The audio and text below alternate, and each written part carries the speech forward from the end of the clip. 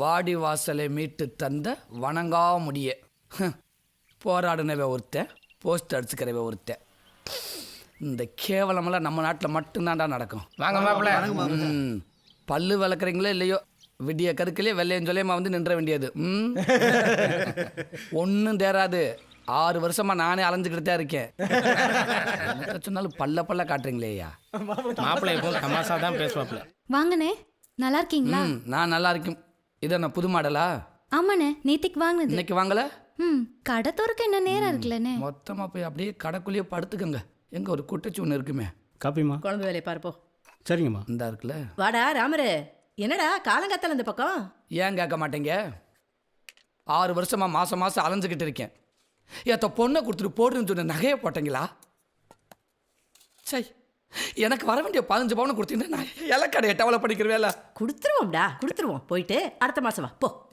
ஏத்த நேற்று ஒரு பேச்சு இன்னைக்கு ஒரு பேச்சு பேசுறதே இல்லையில. எப்பவுமே ஒரே பேச்சு தான்ல. சொன்னா நம்ப மாட்டேன். நம்புற மாதிரியா சொல்ல போறீங்க? சொல்லுங்க. கட்சி, பொது வாழ்க்கை, ஜனங்கன்னு உன் மாமா இருக்கிற சொத்தெல்லாம் அழிச்சுட்டாருடா. நம்பிட்டேன். ரொம்ப கஷ்டமா இருக்குடா. கேட்கறதுக்கு எனக்கும் கஷ்டமா தான் இருக்கு. இன்னைக்கு காலையில டிஃபனுக்கே வழி இல்லை. சை, பாலாஜி கடையில் மாவு வாங்கித்தான் தோசை சுட்டு கொடுக்கலான்னு இருக்கேன்.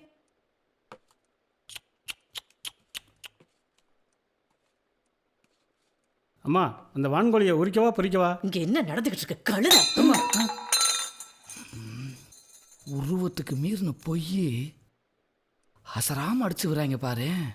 ஏய், இந்த அவன்ட்டால மலை விழுங்கி. டேய், இவன் யார் உள்ள விட்டது? டேய் முருகாத, டீ போடுறா.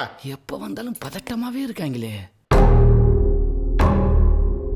நான் தேடி வச்ச பெருமை இல்ல இவனோட பேராசை அழுத்து தொலைச்சிட்டானே.